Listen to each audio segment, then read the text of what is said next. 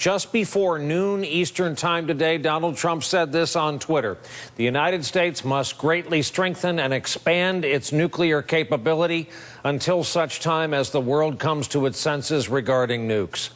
That quote, that statement breaks precedent in several ways here. Number one, setting policy by Twitter. Number two, attempting to set policy at all as president-elect a month from taking office.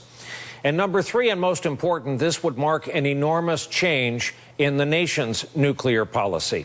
As happens when the future leader of the free world talks about expanding nuclear capability, this made news around the world today. Here, for example, is how the News at 10 started its broadcast on ITV tonight in Great Britain.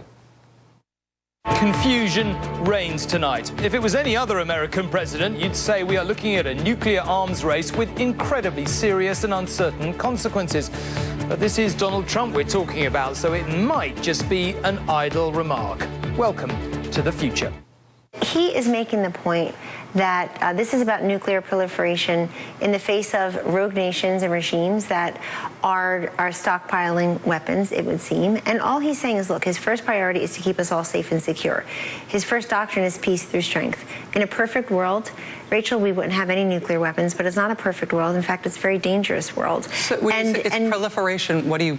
Well, what he's saying, I think all the president-elect is saying, is that we have to be able to keep ourselves safe and secure. And when others stop building their nuclear weapons, then we'll feel more secure in that regard. Who is he talking about? Well, he's talking about anyone who fits the description of a regime that would do us harm or a rogue nation. He's saying we're going to expand our nuclear capability. He's not necessarily saying that. He did literally say we need to expand our nuclear capability. And he may as president. What he's saying is we need to expand our nuclear capability, really our nuclear readiness, or our capability to be ready for those who also have nuclear weapons. He's putting the world on notice that he will do what he thinks he needs to do to keep us safe and secure. By expanding our nuclear capability. I mean, he's not trying to change a policy through Twitter. Your most controversial suggestion was don't take nuclear weapons. I mean, you may have been hooked into this by a press question. Don't take what? Nuclear weapons off the table. I have been trying to think how we could conceivably use a nuclear weapon in the Middle East or in Europe in fighting ISIS. Where can you, and why put it on the table or leave it on the table if you can't imagine where to use it? I didn't say don't take it. I said I would be very, very slow and hesitant. Well, why wouldn't you just say I don't want to talk about it?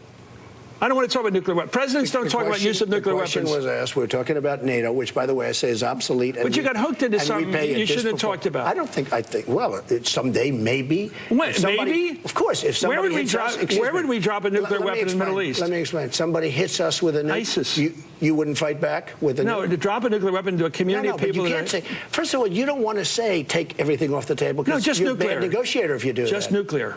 Look, nuclear should be off the table. But would there be a time when it could be used? Possibly. Okay, the trouble is when you said that, the whole world heard. David Cameron in Britain heard it. The Japanese, where we bombed them in 45, heard it. They're hearing a guy running for president of the United States talking of maybe using nuclear weapons. Nobody wants to hear that about an American president. Why are we making them? Why do we make them? We have because of the old mutual assured destruction, which Reagan hated and tried to get rid of. I was against Iraq. I'd be the last one to use the nuclear weapons. So can you take it off the table now? That's sort of like the end of the ballgame. Can you tell the Middle East we're not using the nuclear weapon on anybody? I would never say that. I would never take any of my cards off the table. How about Europe? We won't use it in Europe. I'm not going to take it off the table. You might use it in Europe?